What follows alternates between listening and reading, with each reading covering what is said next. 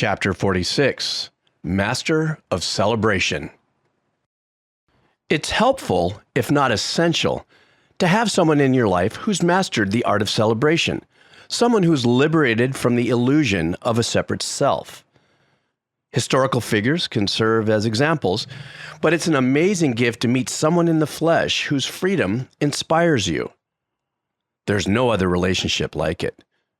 The relationship resembles a love affair, an appreciation for your life being saved, awakened, made profoundly worthwhile. I'm not talking about someone who saves you from sin and damnation.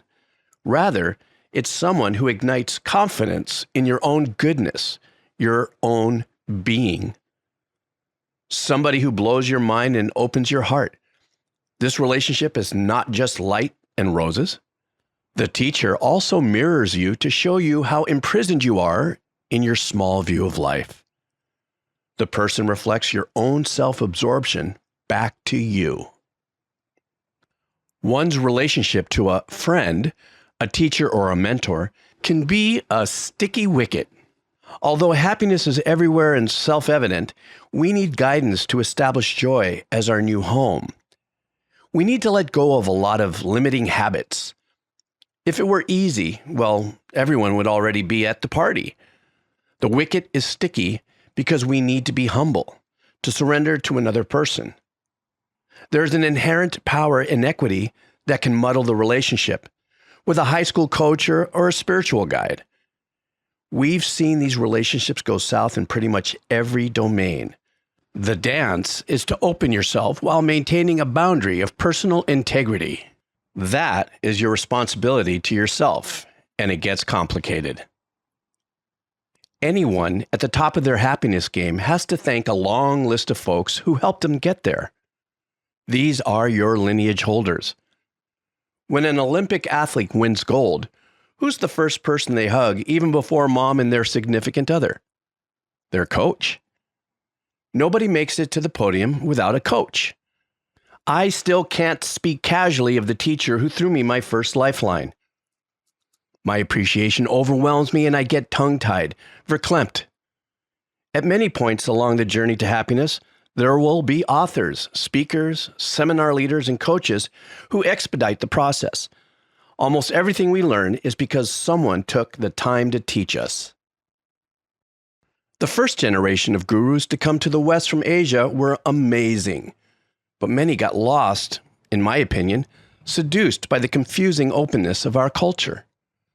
A lot of bad behavior was excused as a part of the student-teacher relationship.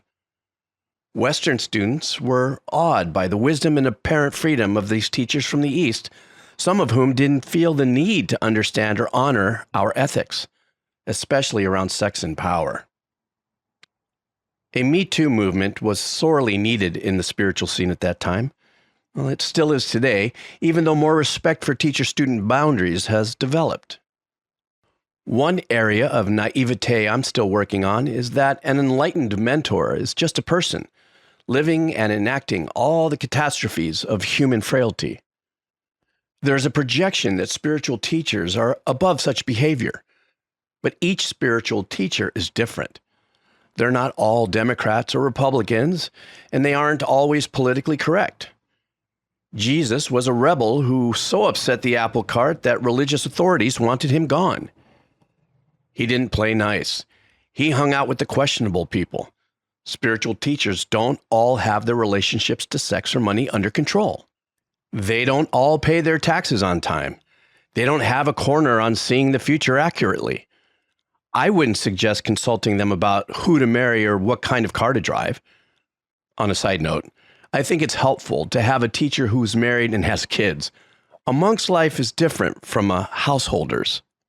There isn't a pretty bow or an easy checklist of protocols for teachers, because sometimes a teacher's first job is to clear our obstacles. They don't always care about collateral damage. In Tibetan tradition, there are wrathful teachers who clear the ground like a bulldozer, and there are peaceful teachers who take a gentler approach. I started with a wrathful teacher, and I needed that. I then lucked into meeting a gentle being who still inspires me. Perhaps you'll find one who's both edgy and rounded. There's no one flavor here. Whoever it is, the bottom line is that you need to trust profoundly that the teacher has your best interests in his or her heart. They might not be perfect. In fact, they undoubtedly won't be. But you need to feel confident that their guidance is rooted in what's good for you. In my opinion, you should get the sense that they're trying to launch you, to get you to not depend on them. They should be trying to fire themselves, not perpetuate a codependent relationship. If you're lucky, you might find a community and a teacher who profoundly enriches your life. Renowned spiritual teacher Thich Nhat Hanh has said that the next teacher will be the community of spiritual adepts, that things will shift away from the individual teacher to a more inclusive collective consciousness. Inspiration, feedback, and cheerleading are so needed on the happiness journey.